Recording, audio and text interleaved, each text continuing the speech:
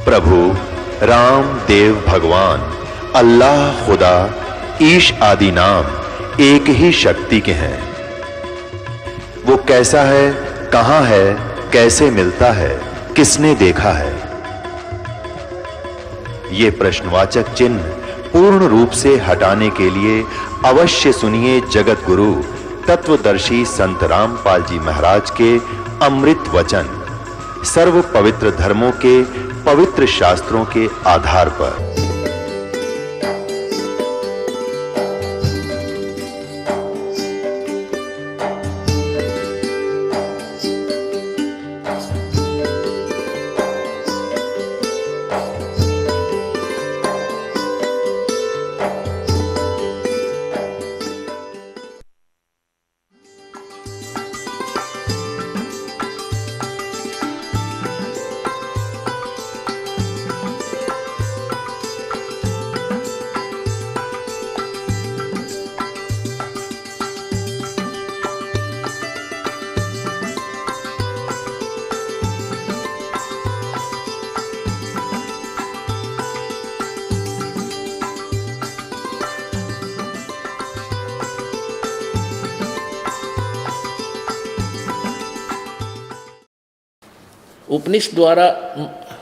उपनिषदों में कथित महान अस्त्र धनुष लेकर उपासना द्वारा तीक्ष्ण किया हुआ बाण संधान करो और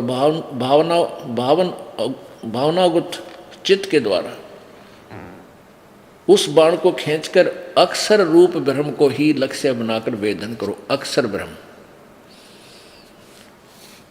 आगे देखो। और फिर ओम उसका मंत्र है, जीवात्मा बाण है। अब ब्रह्म को लक्ष्य मानो। यहाँ अक्षर ब्रह्म कह रही है, यहाँ ब्रह्म को ले छोड़ दिया। फिर देखो आगे, उस एकमात्र परमात्मा को जानो, दूसरी बात छोड़ दी। यही अमृत रूप परमात्मा के पास पहुंचाने वाला पुल है। संसार समुद्र से पार होकर अमृत स्वरूप परमात्मा को प्राप्त करने का सुलभ साधन है। यहाँ लिख रही है उस हृदय में ही विविध रूपों में प्रकट होने वाला परब्रह्म संचारण करता है, अंतर्यामी रूप से वर्तमान रहता है। और उस आत्मा का ओम के जप के साथ ध्यान करो। इससे ज्ञान अज्ञान में अंधकार से सर्वथा परे संसार समुद्र से पार जो ब्रह्म है उसको पा जाओगे। उस ब्रह्म पहला छोड़ी, यहाँ पर ब्रह्म अक्षर ब्रह्म, और यहाँ कहते हैं ब्रह्म को पा जाओगे, तुम्हारा कल्याण हो। और वह सबका आत्मा ब्रह्मलोक में के दिव्य ब्रह्मलोक रूप दिव्य आकाश में रहता है। अब यहाँ नो बिजली पड़ रही थी सारी। अब ये महिमा तो गा रही है देवी उस कि वो सबका मालिक है, सबसे ऊपर है, सर्वोपरि है, उसी की भक्ति करनी चाहिए। और कदे उसने अक्षर ब्रह्म, कदे उसने पर ब्रह्म, और फिर ने कहा ब्रह्म की पूजा करो, ओम नाम है। आड़े छोड़ दी ला गाड़ी। अब पुण्यात्माओं ये नो विचलित हो गए। वो ज्ञानी आत्मा चाले थे भगवान प्राप्ति। उन्होंने जैसा भी इन वेदों को जिसने समझा है, उन वेदों के अनुसार जिसने जैसा भी समझाया ज्ञानियों को, उनको ये पता हो गया कि वह एक भगवान की भक्ति करनी चाहिए, ना तीर्थ व्रत, कोई भी और पूजा नहीं करनी, जैसा भी देवी ने स्वयं बताया। और न ही इन पूजा के विषय में किसी वेद में अन्य उपासना जो हम करते हैं लोक वेद के आधार पर, और न ही गीता जी में कहीं वर्णन नहीं। गीता जी में सिर्फ ये कहा मेरा एक ओम मंत्र है, नथिंग एल्स। और उस परम अक्षर ब्रह्म का है ओम तत्सत। ओम ब्रह्म का है सीधा मंत्र, और तत्सत सांकेतिक है। ये तत् परब्रह्म का, और सत ये परम अक्षर ब्रह्म का मंत्र है। ये दास बताएगा। इस पृथ्वी पर किसी के पास ये मंत्र नहीं है, और इसके बिना मोक्ष नहीं हो सकता। अगर किसी इस दास से ये मंत्र प्राप्त करके कोई दान करने लग जाएगा, वो अधिकारी नहीं है।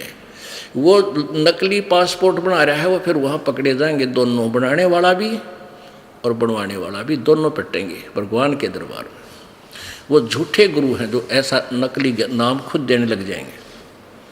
अब क्या स्पष्ट हुआ? 7वें अध्याय के 18वें श्लोक में यूँ कहा है कि अर्जुन, ये ज्ञानी आत्मा मुझे, 17वें में कहा ज्ञानी आत्मा मुझे पसंद है और ज्ञानियों को मैं, क्योंकि उनको ये ज्ञान हो गया कि भगवान की प्राप्ति के लिए मनुष्य जीवन मिला है। उस परमात्मा एक की भक्ति करने, उसका ओम नाम है, दैट्स ऑल। अब वो पूर्ण परमात्मा का मंत्र ओम मान कर लागेगे जाप करना। ओए होए। और फिर क्या हुआ, 7वें अध्याय के 18वें श्लोक में कहा कि ये ज्ञानी आत्मा है तो उदार अच्छी आत्मा है, लेकिन ये मेरे वाली अनुत्तम घटिया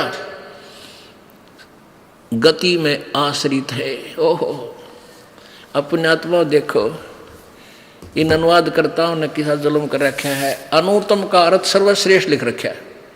अरे उत्तम माने बढ़िया, अनुत्तम माने घटिया, अश्रेष्ठ।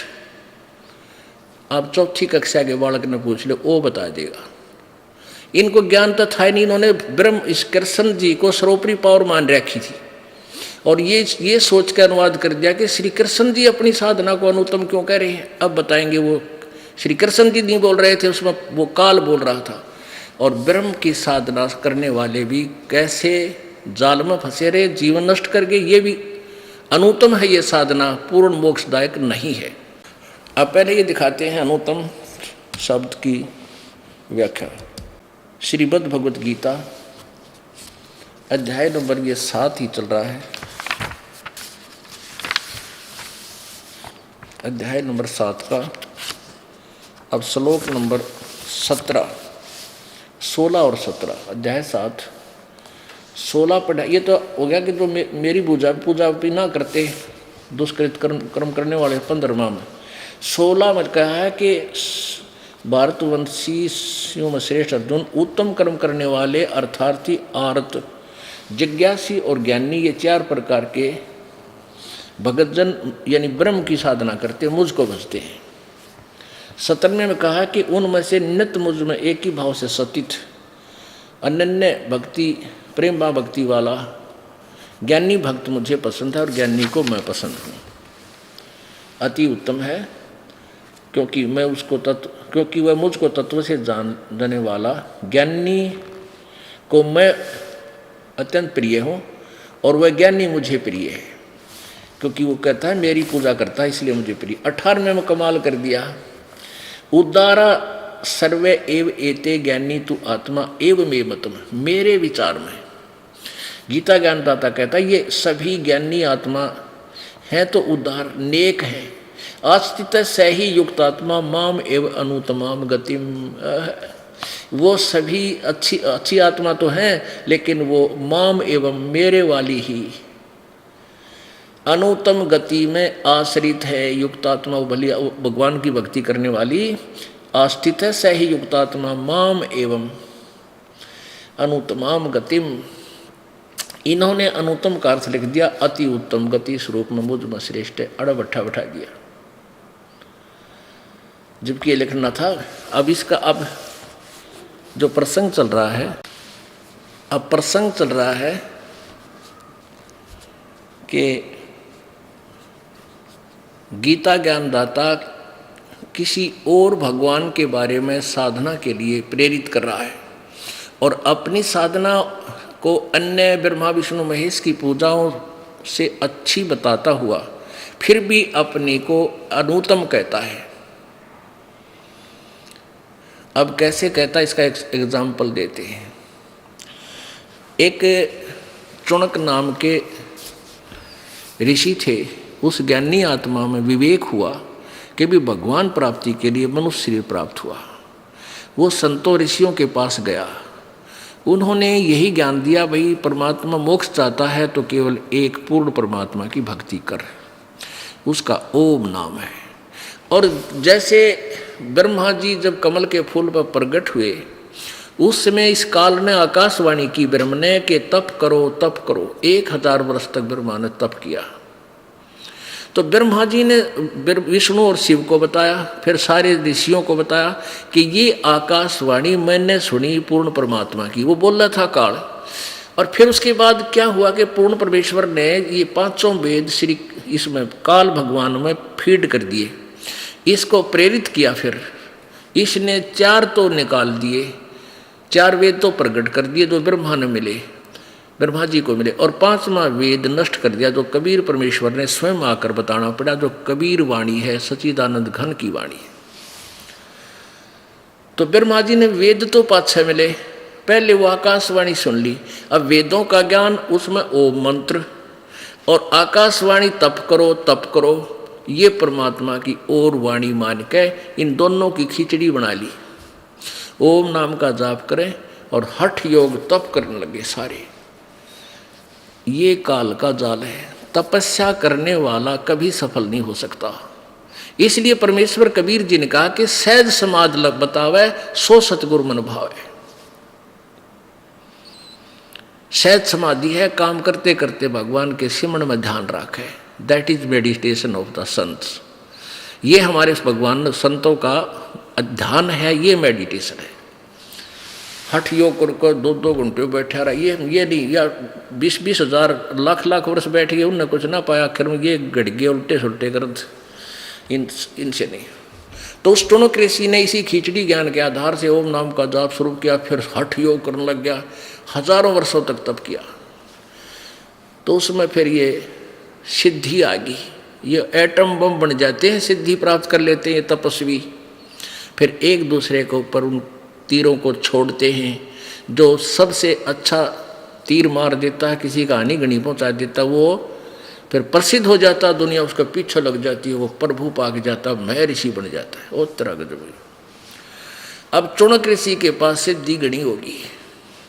एक मानधाता चक्रवर्ती राजा था, उसने अपना घोड़ा छोड़ रखा था, इसने जो पकड़ लेगा उससे वो मेरे से युद्ध करे।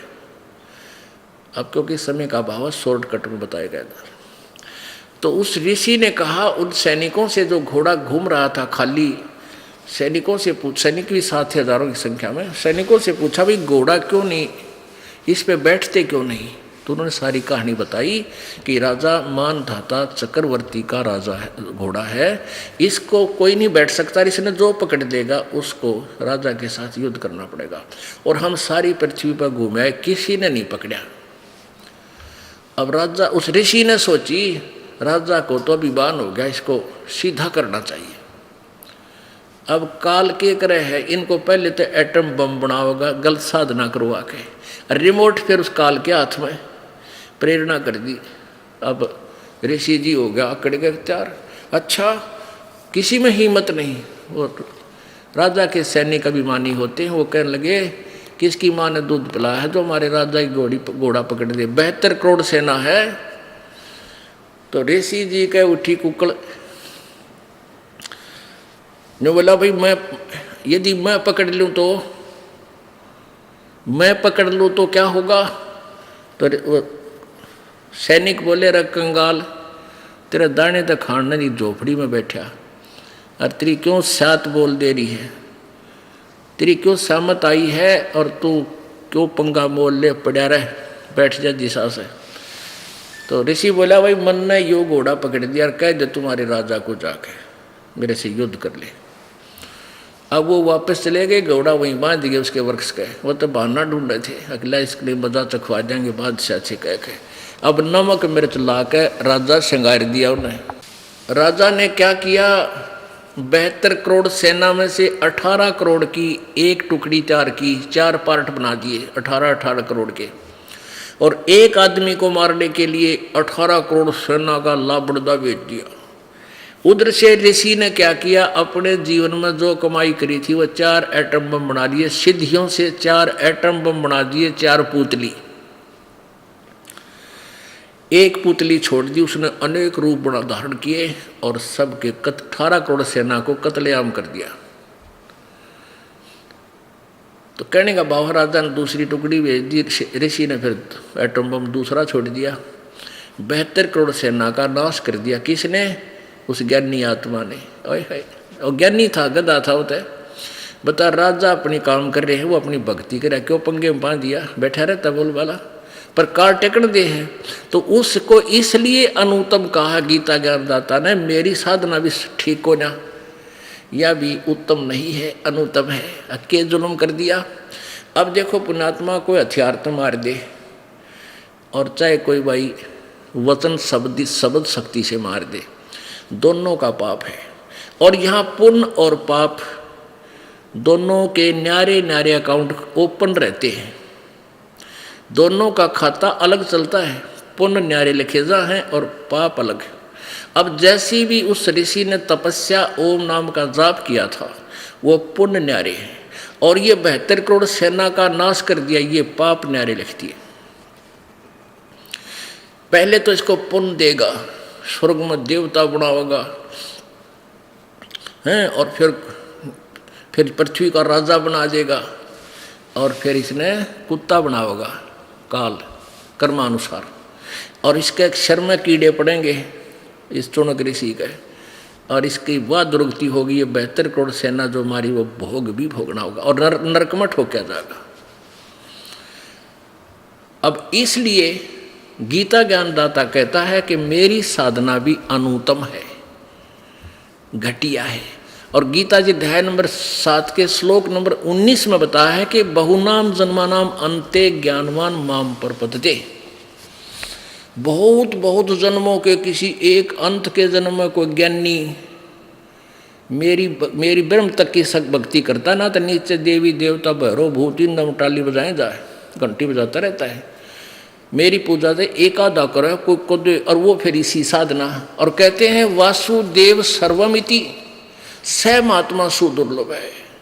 ये बताने वाला कि वो वासुदेव, वो सर्वशक्ति भगवान, सबका मालिक, सब पर जिसका कंट्रोल है, वो वासुदेव, वो महात्मा। ये बताने वाला कि ये नहीं, ना ब्रह्म पूजा के योग्य है जिसे पूर्ण मोक्ष नहीं हो सकता, ना ब्रह्मा विष्णु महेश से मोक्ष हो सकता, ना परब्रह्म से हो सकता। परम अक्षर ब्रह्म उस वासुदेव से, वही पूजा के योग्य है, वही पूर्ण मोक्षदायक है, वही पाप नाशक है, और वही अविनाशी है।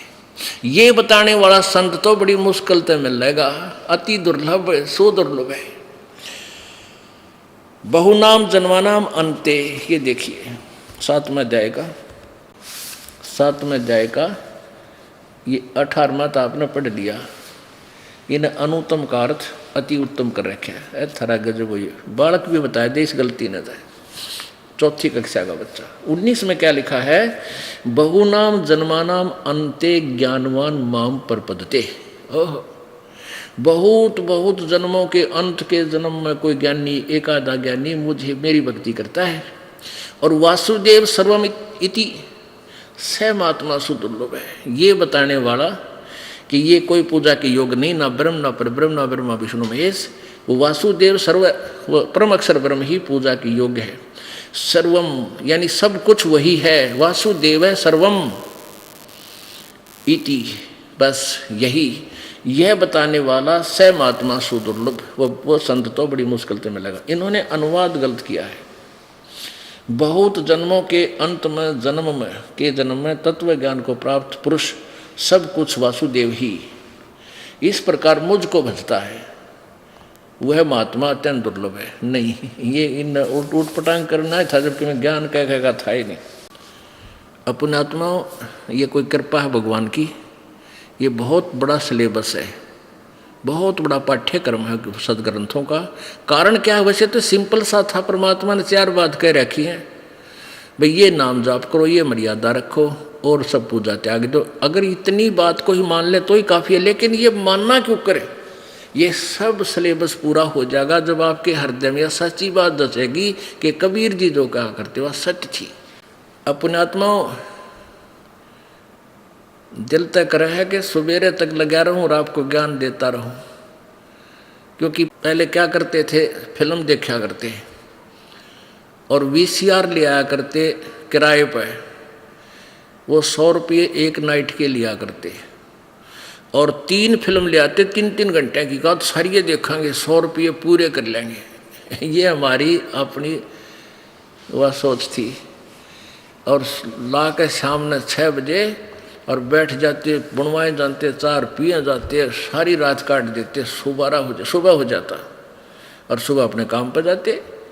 और अब पुण्यात्माओं, ये अमृत ज्ञान वर्ष है, इसमें घंटा 2 घंटे 3 घंटे आपने न्यू बिना बेरा पट्टेगा गए कित, क्योंकि ये खुराक है आत्मा की और वह मन की खुराक है। एक फिल्म ने एक बार देख ले, दूसरा ना देख सकता है, मन कहना और लाओ, ये तो मन राजा है।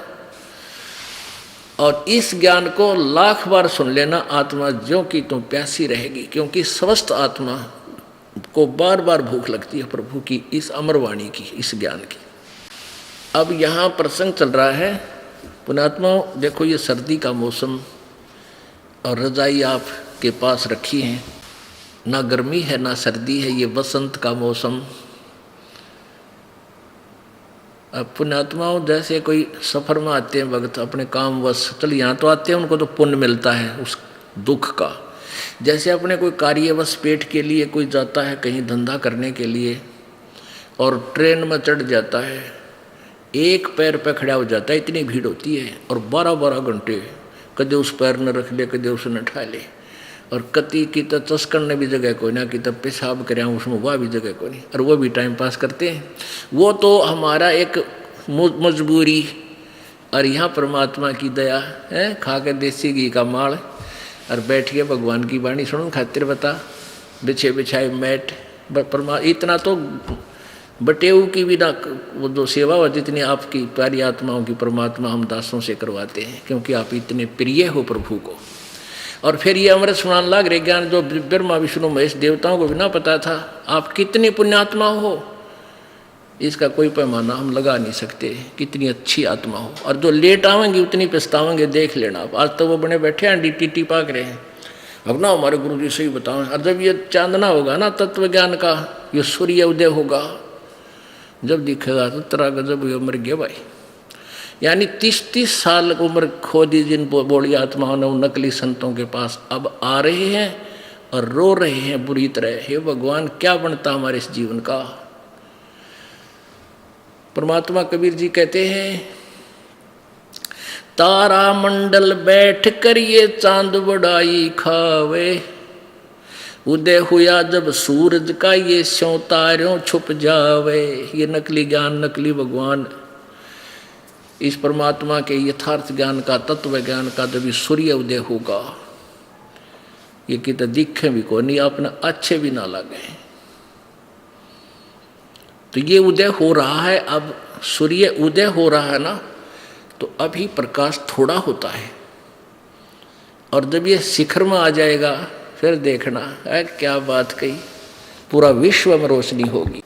अब परमात्मा कबीर जी 600 वर्ष पहले यही बताया करते थे, पर कौन समझ में आई, क्यों नहीं आई? क्योंकि नकली गुरुओं ने ये बात आड़े अड़ा दी कि कबीर जी अशिक्षित है, संस्कृत भाषा नहीं जानता, ये वेदों गीता और पुराणों के बारे में नहीं जानता, ये झूठ बोल रहा है। ये ब्रह्मा विष्णु महेश के माता पिता बता रहा है, ये दुल्हा, ये धोखेबाज व्यक्ति है, इसकी बातें मत मानो। और 600 वर्ष पहले उस परमेश्वर ने यही वेदों और गीता का ज्ञान दिया था। क्या बताया था? धर्मदास ये जग बोराना, कोई न जाने पद निर्वाणा। ओहो, निर्वाण पद यानी पूर्ण मोक्ष मार्ग की पद्धति, पूर्ण मोक्ष मार्ग, पद निर्वाण माने पूर्ण मोक्ष मार्ग, पूर्ण मोक्ष की पद्धति यानी वे ऑफ वर्शिप, पूजा की विधि से कोई परिचित नहीं है। इसलिए मैंने तुझे सृष्टि रचना सुनाई है। अब कल आपको सृष्टि रचना सुनाएंगे, उसी के आंशिक कोड वर्डों में गद्य भाग, पद्य भाग सुना रहे हैं परमात्मा की वाणी का। ये वह सच्चिदानंद घन की वाणी है जो गीता जी अध्याय नंबर 4 के श्लोक नंबर 32 में कहा है, ब्रह्मणे मुखे, जो सच्चिदानंद घन की वाणी से मैं लिखा हुआ है। वहां पर अनुवादकर्ताओं ने गलत किया है। गीता जी अध्याय नंबर 4 के श्लोक 32 के में ब्रह्मणे का अर्थ वेद कर दिया इन्होंने, नहीं। गीता जी अध्याय नंबर 17 के श्लोक नंबर 23 में ब्रह्मणे का अर्थ उन्होंने ही लिखा है सच्चिदानंद घन ब्रह्म, यानी गीता ज्ञानदाता से कोई और सर्वशक्तिमान। तो यहाँ ब्रह्मणे का अर्थ भी हमने वही करना पड़ेगा। ये सच्चिदानंद घन की वाणी ये दास बता रहा है, जो परमेश्वर ने स्वयं आकर के बोला था। धर्मदास ये जग बोराना, कोई न जाने पद निर्वाणा। यही कारण मैं कथा पसारा, जग से कहिए वो राम न्यारा। अपनी महिमा आप गावे भगवान, आप आरती आप साजे, आप किंगर आप बाजे, आप ताल झांझनकारा, आप नचे आप देखण हारा। अब कौन सुना उस परमेश्वर की समृत ज्ञान ने? काल ने सबको मिसगाइड कर रखा है। आप पर दास बने, आप पर भगवान बने, आप पर संत बने, आप पर ही एक नेक शिष्य बने। महर्षि रामानंद जी के पास ऐसे खड़े हो जाते थे प्रभु जाकर के। वो हमें शिक्षा देते हैं कि गुरु के सम्मुख वचन ना कहे, सो से रहनी गहनी शुक्ल है। यही ज्ञान जग जीव सुनावो, सब जीवों का भरम नसाओ। ये जो मैं बता रहा हूँ ये ज्ञान सबको सुना दे और सबका भरम नाश कर दे। क्या? अब मैं तुमसे कहूँ चिताई ही तेरे देवन की उत्पत्ति भाई। तीनों देवता ब्रह्मा विष्णु महेश की उत्पत्ति बताता हूँ कैसे हुई, इनका कैसे जन्म हुआ। तू कह ये अविनाशी है और तुम तेरे पुराण बताओ ये नाशवान है। गीता जी श्रीमद् देवी भागवत 3 स्कंद पृष्ठ 123 पे खुद विष्णु जी कह रहे हैं कि हमारा तो जन्म और मृत्यु होता है, हम अविनाशी नहीं है और तू हमारी माता है।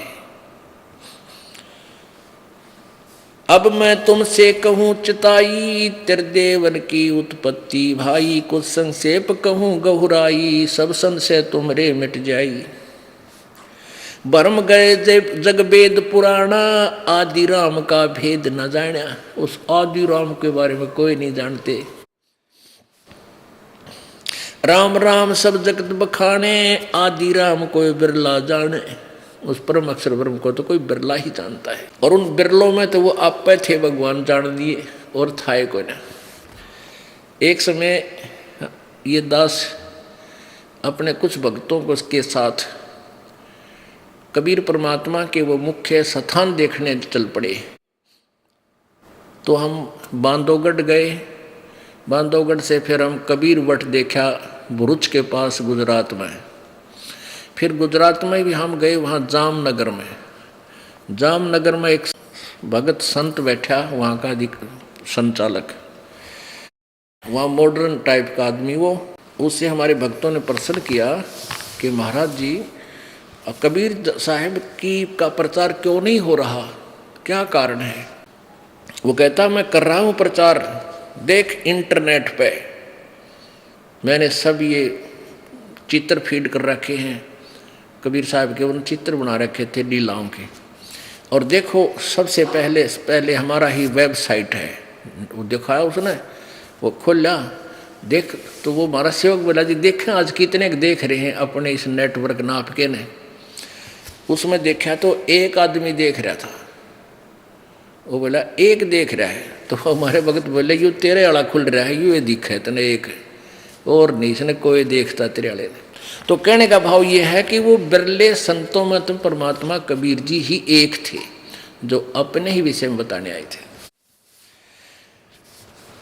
राम राम सब जगत बखाने, आदि राम कोई बिरला जाने। साहब सब कहे हैं, लेकिन उस आदि साहब सबसे पहले वाले सनातन परमात्मा को यानी पूर्ण ब्रह्म को कोई बिरला जानता है। अब जो कथा मैं तुझे सुनाने जा रहा हूँ इसको कहते हैं ज्ञानी सुने तो हृदय लगाई। बुद्धिमान सुनेगा तो मान जाएगा भाई सच्ची बात कही है, क्योंकि प्रमाण दे दिए साथ की साथ। और मूर्ख सुने तो गम नहीं पाई नो के अब अपनी सब कहते हैं। ज्ञानी सुने सो हृदय लगाई, मूर्ख सुने तो गम ना पाई। क्या बताने जा रहा हूँ इसको? माँ अष्टंगी पिता निरंजन, ये जमदार वंशन अंजन। इनकी माँ या अष्टंगी है ब्रह्मा विष्णु महेश की, और इनका पिता यो ज्योति निरंजन काल है। अब इसको मैं समझाऊंगा, बुद्धिमानता आँखें देख लेंगे, शास्त्रों को मान जाएंगे। मूर्ख मान्य ना करते तो मरो की तरह जाकर ना मानते तो मत मानो, बुद्धिमान अवश्य मानेंगे। पहले की निरंजन राई, पीछे से माया उपजाई। माया रूप देख अति शोभा, देव निरंजन तन मन लोभा। कामदेव धर्मराय सताए, देवी को तुरंत दरकाए। पेट से देवी करी पुकारा, साहेब मेरा करो उबारा। टेर सुनी तब हमता आए, अष्टंगी के बंध छुड़वाए। इस काल ने दुर्गा को खा लिया था, अर्थात इसने बदव्यवहार करना चाहा था, तो दुर्गा ने सूक्ष्म रूप बना के इसके पेट में शरण ली थी। तो परमेश्वर कबीर जी वहाँ जोगजीत रूप धारण करके गए थे अपने पुत्र का, और इसके पेट से दुर्गा को निकाल कर इनको 21 ब्रह्मांड समेत वहाँ सतलोक से नीचे ढा दिया था, फेंक दिया था, भगा दिया था। और उस दिन के बाद इसका नाम काल हुआ। 1 लाख मानव श्रीधारी प्राणी खाने का इसको श्राप लग गया, 1.25 लाख उत्पन्न करने का इसको ये श्राप लग गया। पेट से देवी करी पुकारा, साहेब मेरा करो उभारा। टेर सुनी तब हम ता आए, अष्टंगी का बंध छुड़वाए। सतलोक में कीन्हा दुराचारी, काल निरंजन दीन्हा निकारी। माया समेत दिया भगाई, 16 शंख कोस दूरी पर आई। 16 शंख कोस सतलोक से ये आ गए, 21 ब्रह्मांड इसके यहाँ चक्कर लगाने लगे। अष्टंगी और काल अब दोई, मंद कर्म से गए बेगोई। धर्मराय को हिकमत की ना, नखरेखा से भग कर लीना। फिर इन्होंने ब्रह्मा विष्णु में दुर्गा और काल ने संतान उत्पत्ति की। धर्मराय की ने भोग विलासा, माया को रही तब आशा। गर्भवती हुई दुर्गा, 3 पुत्र अष्टंगी जाए, ब्रह्मा विष्णु शिव नाम धराए। ओए होए होए, 3 देव विस्तार चलावे, इनमें यो जग धोखा खावे। ये तीनों देवता रजगुण ब्रह्मा, सतगुण विष्णु, तमगुण शिव जी, ये इस काल के ढमढमे ने चला रहे साजबाज ने, और ये जीव इस इन्हीं में धोखा खा रहे, इन्हीं की पूजा करके इन्हीं उलझे रहते हैं। 3 लोक अपने सुत दीन्या, सुन निरंजन बादशालीन्या। ये तीनों लोक पृथ्वी, पाताल और स्वर्ग देकर ये स्वयं ब्रह्मलोक में जाकर बैठ गया। ये यहीं अपने घूमते रहते हैं। 3 लोग अपने पुत्रों को दीन्या, सुत मन पुत्र को। 3 लोग अपने सुत दीन्या, सुन निरंजन बादशालीन्या। अलख निरंजन सुन ठिकाना, ब्रह्मा विष्णु शिव भेद न जाना। ब्रह्मा विष्णु महेश को भी ब्रह्म के बारे में जानकारी नहीं है, अपने पिता के विषय में वो नहीं जानते, कौन है, कैसा है, कहाँ है, क्योंकि ये इनसे भी छुप कर रहता है, क्योंकि इसको 1 लाख मनुष्य शरीरधारी प्राणी खाने पड़ते हैं। और जब ब्रह्मा विष्णु प्रत्यक्ष देखने कद्दे भी ना करें इस काम ने, हाथ खड़ा करते हैं, और जब ऐसा जुल्म। 3 देव सो उसको धावे, निर्जन का वो पार न पावे। ये तीनों देवता भी ध्यान लगा कर परमात्मा प्राप्ति करना चाहे हैं, और जो साधना वेदों वर्णित है उससे परमात्मा प्राप्ति नहीं हो सकती। इसलिए इन्होंने आखिर में कह दिया भगवान निराकार है। अलख निरंजन बड़ा बटपारा, 3 लोक जीव करे आहारा। 3 लोक के जीवों को खाता है, ये बड़ा ठग है ज्योति निरंजन। ब्रह्मा विष्णु शिव नहीं बचाए, सकल खाए पुन धूल उड़ाए। ब्रह्मा विष्णु महेश को भी खाएगा। हो एक ब्रह्मा की मृत्यु होगी। एक ब्रह्मा की मृत्यु कितने जन्म होगी? 100 वर्ष है इसके। 1 वर्ष कितना है? 1008 चतुर्युग का दिन और इतनी रात्रि। 1008 चतुर्युग, एक चतुर्युग में 43,20,000 वर्ष। ओए होए होए। और 1000 वर्ष का हम सब मानते हैं इसको। 1000 वर्ष की 1000 चतुर्युग का दिन, इतनी रात्रि, 30 दिन रात का महीना, और 12 महीने का 1 वर्ष ब्रह्मा जी का। 100 वर्ष की आयु, 51वां वर्ष ब्रह्मा का चल रहा है। 49 भी पूरे होंगे, ब्रह्मा जी मरेगा। फिर 7 ब्रह्मा मरेंगे। 7 ब्रह्मा की मृत्यु के बाद फिर ऐसे एक विष्णु मरेगा। 7 विष्णु की मृत्यु के बाद एक शिव की मृत्यु होगी, और 70,000 ये शिव मर जाएंगे तो ब्रह्मलोक में रहने वाले काल की मृत्यु होगी। फिर एक ब्रह्मांड का विनाश होगा। ये सभी प्राणी दूसरे इसके ब्रह्मांड में चले जाएंगे। दुर्गा का भी ऐसे नाश होगा। फिर ये दोनों युवा रूप में प्रभु कृपा, कबीर जी की कृपा से, उनके वरदान के आधार से ये दोनों युवा रूप में फिर प्रकट होंगे। फिर ये ऐसे भोग विलास करके फिर पुत्र 3 तैयार करेंगे। फिर उनसे इसका अगले ब्रह्मांड में ये ढमढमा फिर शुरू होगा। तो यहाँ क्या कहता है कि अलख निरंजन बड़ा बटपारा, 3 लोग जीव करे आहारा। ब्रह्मा विष्णु शिव नहीं बचाए, सकल खाए पुन धूड़ उड़ाए। इन ब्रह्मा विष्णु महेश को भी खाता है। ये भी तपस्या पर भूने जाते हैं। फिर ये ब्रह्मा विष्णु महेश तो अपना पुण्य पूरा करके समाप्त हो जाते हैं, 184 जूनियों में चले जाते हैं। फिर अच्छी पुण्यात्माओं को फिर से वो नए सिरे से ब्रह्मा विष्णु महेश के रूप में उत्पन्न करता है। तिनके सुत हैं तीनों देवा, ये अंदर जीव करते हैं सेवा। इस दुर्गा और काल के ये तीन पुत्र हैं, ये अंधे ज्ञानहीन प्राणी इन ब्रह्मा विष्णु रजगुण ब्रह्मा सदगुण विष्णु तम गुण शिव जी की पूजा करते हैं, इनकी सेवा करते। सेवा माने पूजा। तिनके सुत हैं तीनों देवा, अंदर जीव करत हैं सेवा। का अकाल पुरुष काहू नहीं चीन्या, काल पाए सभी गैलीन्या। उस अकाल पुरुष को कोई नहीं समझ सका, ये काल को भगवान मान बैठे, तुम सभी राजी होकर प्रसन्न हुए बैठे हो। काल ब्रह्म सकल जग जाने, आदि ब्रह्म को ना पहचाने। तीन देव और अवतारा, ताको भजे सकल संसारा।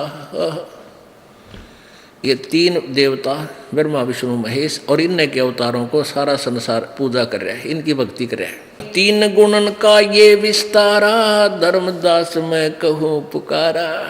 देख ले, वो गीता वाला ज्ञान भगवान ने लाकर लास्ट में कर दिया कबीर जी ने। गुण तीनों की भक्ति में ये भूल पड़ो संसारे, कहे कबीर निज नाम बिना भई कैसे उतरो पार। बोलो सतगुरुदेव की जय। परम पिता परमात्मा पूर्ण ब्रह्म, सारी सृष्टि के रचनहार, कुल मालिक कबीर देव, कबीर परमेश्वर, ये वही परमेश्वर हैं जो बनारस में जुल्हे की भूमिका करने के लिए सत्यलोक से आए थे।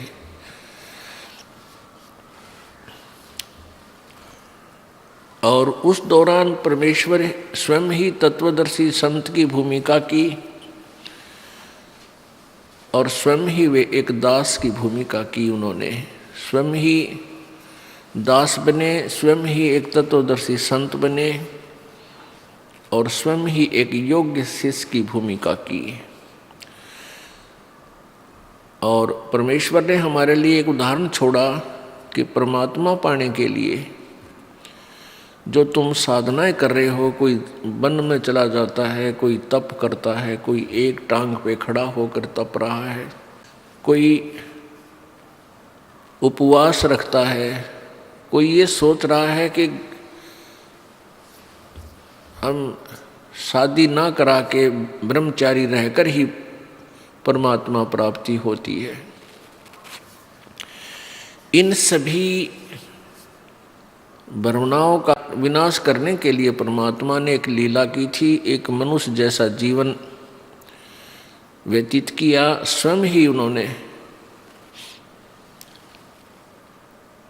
अपना काम करके,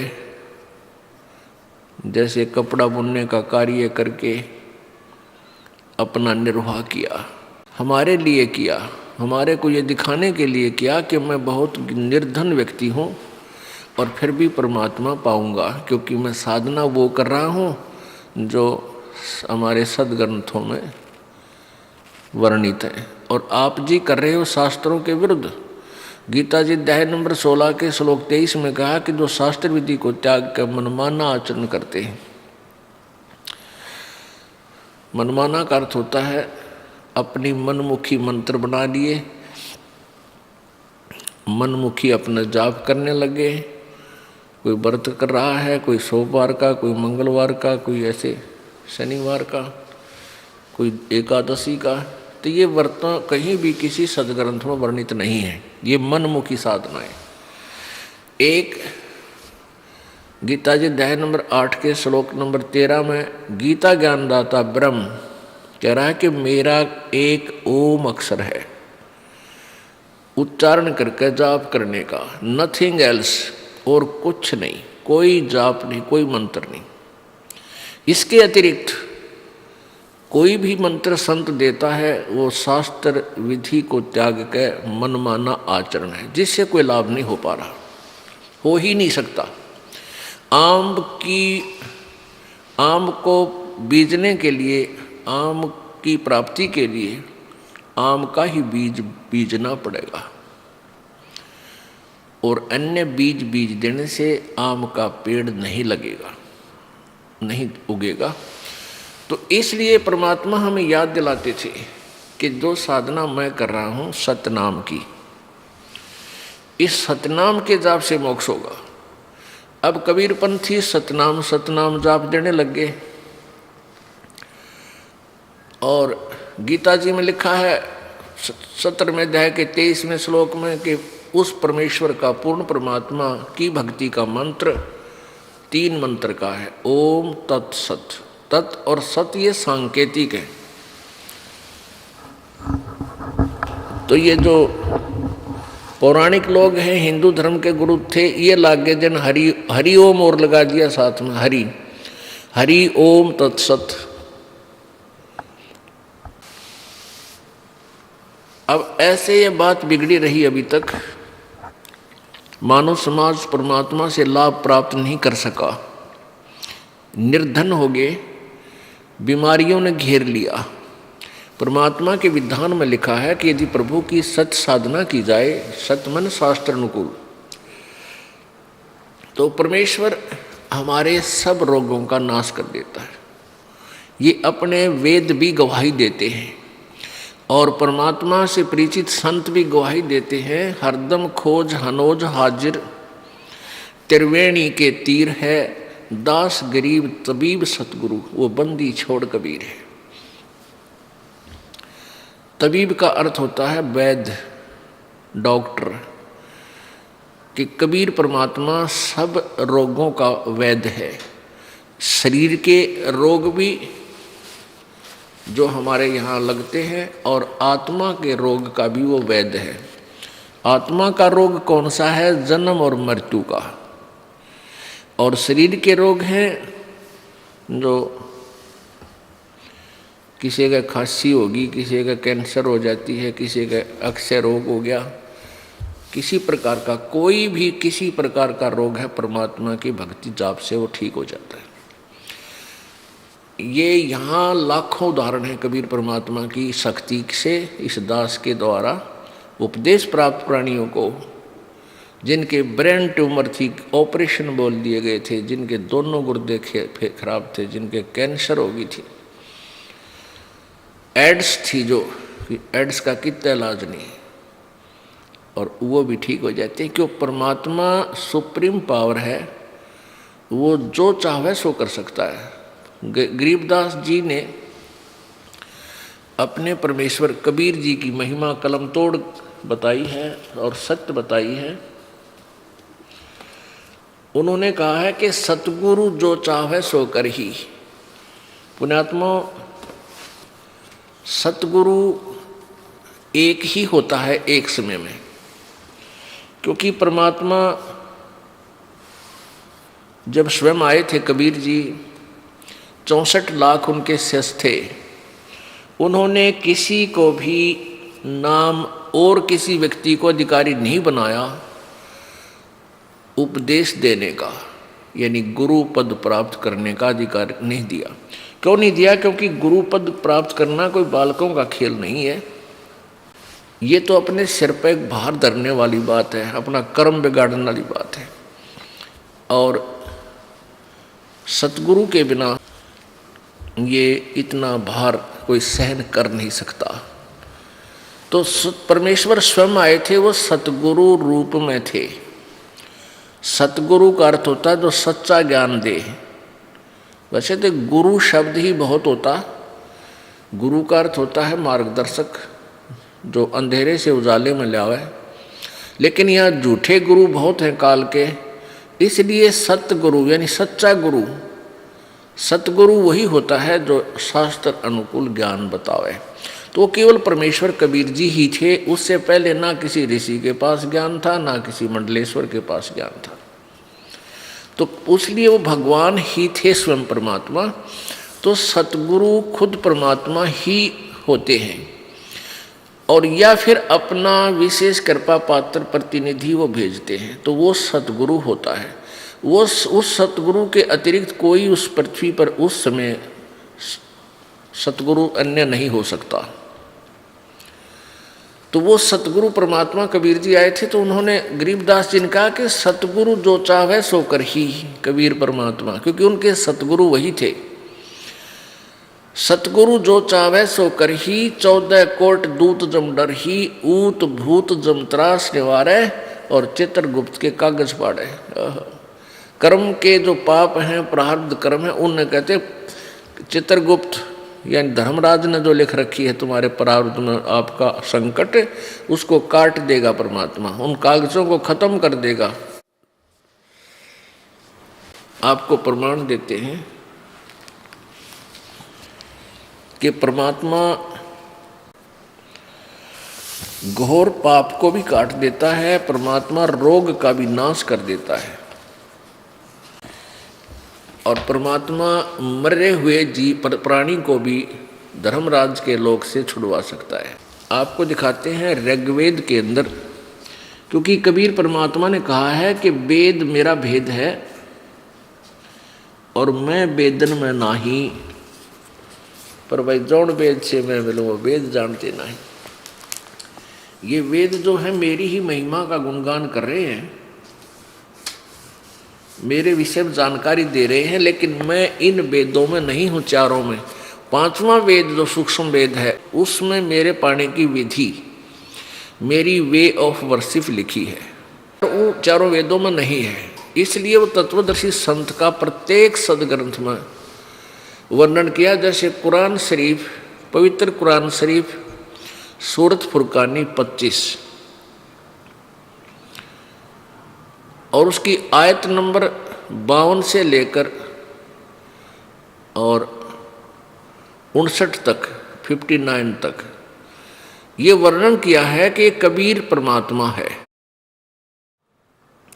और कुरान शरीफ का ज्ञान देने वाला अल्लाह कह रहा है अपने रसूल को, अपने नबी हजरत मोहम्मद को कि ए मोहम्मद, ए पैगंबर, तो इन काफरों का कहा मत मानना, क्योंकि ये कबीर पर विश्वास नहीं लाते, ये कबीर को भगवान नहीं मानते, आन उपासना देवी देवताओं की कर रहे हैं, फरिश्तों की। और मैं जो तुझे ज्ञान दे रहा हूँ, मैं तुझे जो ज्ञान दे रहा हूँ इस कुरान शरीफ में, इन बातों पर तू पूरा विश्वास रखना। वो कबीर परमात्मा है, इसके लिए तू संघर्ष करना। अब ये इन मुसलमान भाइयों ने इसका कबीर का अर्थ बड़ा लिख दिया अनुवाद करते समय। कुरान शरीफ क्या हिंदी में जब अनुवाद किया है तो इन्होंने लिख दिया वो बड़ा अल्लाह, बड़ा भगवान, यानी कबीर का अर्थ वो बड़ा मानते हैं। अब कोई शब्द है, किसी का भी नाम है भगत का, वो उसका अर्थ तो बनेगा ही बनेगा कुछ न कुछ, लेकिन वो नाम भी है उस व्यक्ति विशेष का। तो उसमें ये लिखा कि ये वही परमात्मा है जिसने 6 दिन में सृष्टि रची, 7वें दिन तख्त पर जा बैठा, विराजमान हो गया। और ये परमात्मा सब गुनाहों को माफ कर सकता है, यानी सब पापों का नाश कर सकता है, अपराधों का। उसकी खबर किसी बाखबर से पूछ देखो, बाखबर, वेल नोन, यानी तत्वदर्शी संत से पूछो। तो इससे सिद्ध है कि पवित्र कुरान शरीफ का ज्ञान भी कंप्लीट नहीं है, पूर्ण नहीं है। इसलिए पूरा मुसलमान धर्म भी उस पूर्ण परमात्मा के पूर्ण मोक्ष मार्ग से वंचित है। क्योंकि इसलिए तो अल्लाह ने, जो जिसको मुसलमान धर्म अल्लाह मानता है मुसलमान भाई, और हजरत मोहम्मद जी जिसको अपना अल्लाह मानते थे, जो कुरान शरीफ का ज्ञान दे रहा है, वो कहता है वो परमात्मा और है, और उसकी खबर किसी बाखबर से पूछ देखो। यानी गीता, कुरान शरीफ का ज्ञानदाता भी उस परमेश्वर के बारे में परिचित नहीं है। ऐसे ही पवित्र श्रीमद् भगवत गीता जी में लिखा है 4th अध्याय के 34वें श्लोक में कि उस तत्व ज्ञान को, उस पूर्ण परमात्मा के बारे में जो जानकारी दी गई है उस तत्व ज्ञान में, उस तत्व ज्ञान को किसी तत्वदर्शी संतों के पास जाकर पूछ, समझ, उनको दंडवत प्रणाम करने से, प्यार कपट छोड़कर प्रसन्न करने से वो तत्वदर्शी संत तुझे तत्व ज्ञान का उपदेश करेंगे। पवित्र यजुर्वेद अध्याय नंबर 40 के श्लोक नंबर 10 से 12 तक 2 बार प्रमाण दिया है कि जो कोई तो परमात्मा उस पूर्ण ब्रह्म को, क्योंकि वेदों का ज्ञान ब्रह्म बोल रहा है, ये काल बोल रहा है, जैसे गीता जी बोला उसी ने, और वो कह रहा है कि उस परमात्मा के विषय में, पूर्ण भगवान के विषय में कोई तो जन्म लेने वाला, यानी साकार में मनुष्य की तरह, जैसे राम कृष्ण आदि का को भगवान मानते थे, माँ से जन्म लिया। कोई कहता है कि नहीं, वो जन्म ही नहीं लेता, वो तो कभी प्रकट ही नहीं होता। कहते इसका विशेष ज्ञान, सही ज्ञान, यथार्थ ज्ञान तत्वदर्शी संत बताते हैं, उनसे पूछो। तो इससे भी सिद्ध हो गया कि वेद ज्ञान कंप्लीट नहीं है, लेकिन ये नहीं कह सकते कि वेदों का ज्ञान गलत है। जैसे एक सिलेबस होता है, मैट्रिक 10वीं तक का जो सिलेबस है, पाठ्यक्रम है, वो जो ज्ञान है वो अपने सतर का है, वो कंप्लीट नहीं है, एमए और पीएचडी तक का नहीं है, उससे फिर आगे टीचर अलग होते। तो ऐसे ही परमात्मा कहते हैं कि वेद मेरा भेद है, पर मैं ना वेदन के माही, और जौन वेद से, उस तत्व ज्ञान से मैं मिलूं, ये वेद जानते नहीं। इन चारों वेदों में वो मार्ग नहीं। अब परमात्मा कबीर जी का भेद है वेदों में, वो क्या करता है, जैसा कि अभी गरीबदास साहिब जी ने अपने भगवान कबीर जी के बारे में बताया कि सतगुर जो चाहे सो कर ही, जो चाहे सो कर ही, 14 कोट दूत जम डर ही, ऊत भूत जम त्रास निवारे, और चित्रगुप्त के इस काल धर्मराज के कागज पाड़े। अब जैसा आपने सुना कि कबीर परमेश्वर ने, एक कमाल नाम का लड़का मुर्दा था, दरिया में बहता हुआ जा रहा था। शेख तकी जो सिकंदर लोधी राजा दिल्ली के बादशाह का धार्मिक गुरु था, उसकी फड़क निकालने के लिए, उसका भ्रम निवारण करने के लिए परमेश्वर ने एक मुर्दा, जो कि परिवार के लोगों ने उसको मरने के उपरांत जल प्रवाह कर दिया था, और वो वहाँ से कम 150 किलोमीटर चल के दरिया में बहता हुआ आ चुका था। उसको जीवित किया, धर्मराज के दरबार से छुड़वा लाए वो परमात्मा। ऐसे ही एक शेख तकी जो धार्मिक पीर था सिकंदर लोधी राजा का, उसने आखिर में ये शर्त रख दी कि मैं कबीर को अल्लाह तब मानूंगा जब ये मेरी लड़की को जीवित कर दे, जो कब्र में दबा रखी है। मृत्यु हो चुकी थी 12-13 वर्ष की कन्या की, और वो एक कब्र में दबा रखी थी। महीना सारा हो गया था, महीना 20 दिन हो गए थे। तब परमेश्वर ने कई हजार व्यक्तियों के सामने, राजा सिकंदर लोधी के सामने और पीर के सामने वो कब्र फड़वा के और कहा था, हे जीवात्मा जहाँ भी है, कबीर हुक्म से वापस आ, इस शरीर में प्रवेश कर बेटी बाहर आ। तुरंत ही वो लड़की जीवित होकर के परमात्मा के चरणों में दंडवत प्रणाम किया। बोलो सतगुरुदेव जय।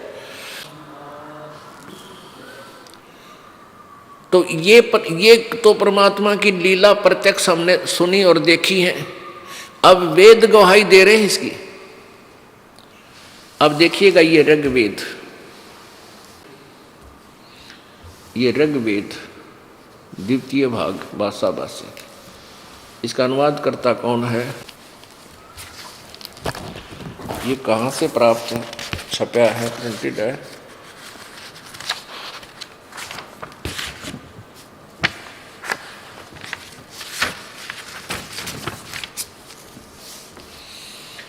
ये देखिएगा,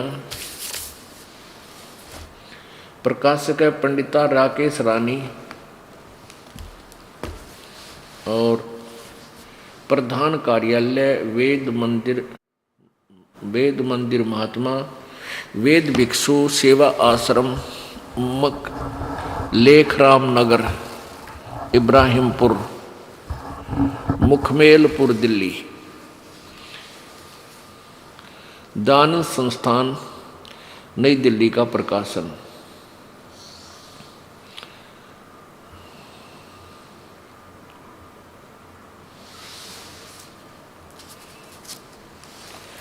अब इसमें आपको दिखाते हैं ऋग्वेद मंडल नंबर 161 यानी 161, ऋग्वेद मंडल नंबर 10 सूक्त नंबर 161 और मंत्र नंबर 2। ये है ऋग्वेद मंडल नंबर 10 और सूक्त 161। और ये नीचे मंत्र है, ये 161 है। ये इसका प्रथम मंत्र, ये द्वितीय मंत्र है। इसमें क्या लिखा कि यदि रोगी की शक्ति, यदि किसी रोगी की जीवन शक्ति समाप्त हो, यदि वह सीमा से भी पार हो गया है, यदि वह मृत्यु के सन्निकट चला गया है, तो भी उसे मैं भारी कष्टप्रद रोग के पंजे से मुक्त कराऊं तथा उसे 100 वर्ष यानी 100 वर्ष के जीवन हेतु बल संपन्न करूं। यदि भावार्थ, यदि रोगी की जीवन शक्ति समाप्त हो रही हो और उसका रोग सीमा को पार कर गया है, तो भी परमात्मा उसे इस कष्टप्रद रोग से मुक्त कर 100 वर्ष का जीवन दे सकता है, 100 वर्ष का। अपनात्मा ये वही वेद है। और इसमें कुछ एक व्यक्तियों ने अपना डंगा घुसोट दिया। अनुवाद करने में अपनी ओछी सोच का भी मिलावट कर दी, लेकिन मूल संस्कृत भाषा ओके है, वो सही है। ये देखिएगा, ये है ऋग्वेद मंडल नंबर 9 और 10, महर्षि दान सरस्वती। इसके ये कहाँ से छपा है?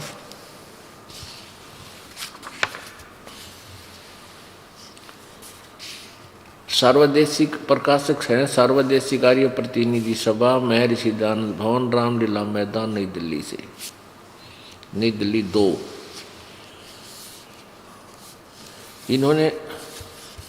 इन्होंने इसका अनुवादक लिखा है महर्षि दानंद सरस्वती कृत, नहीं, ऋग्वेद आर्य भाषा भाष्य लिखा है इन्होंने महर्षि दानंद सरस्वती कृत। ये दानंद जी का लिख करा हुआ नहीं है, ये तो एक सात्वलेकर। ये देखिए, क्योंकि ये ज्ञान इतना अंधेरा हो गया कि एक पॉइंट को क्लियर करना बहुत ज़रूरी हो जाता है, नहीं तो आप फिर भी भ्रमित रह सकते। ये देखिएगा, ये एक ऋग्वेद है, किसी दूसरे संत ने अनुवाद किया, आचार्य ने।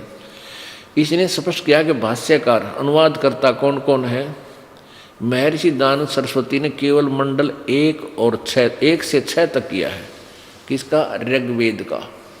और 7 से 10 अनुवाद करता है श्रीपाद दामोदर सातवलेकर, इसने किया है। तो इन्होंने इसके गलत लिखा है, झूठा लिखा है इन आर्य समाज वालों ने कि दानंद जी ने इसका अनुवाद किया। ये कहाँ से छपा है? महर्षि दानंद सरस्वती, क्योंकि इसके नाम तो ये व्याख्या करते हैं दान समर्पण। प्रकाशक है विश्व मानव उत्थान परिषद, सामुदायिक केंद्र, पूर्वी कैलाश, नई दिल्ली से। और इसके मुद्रक हैं कंप्यूडाटा सर्विसेज, नई दिल्ली।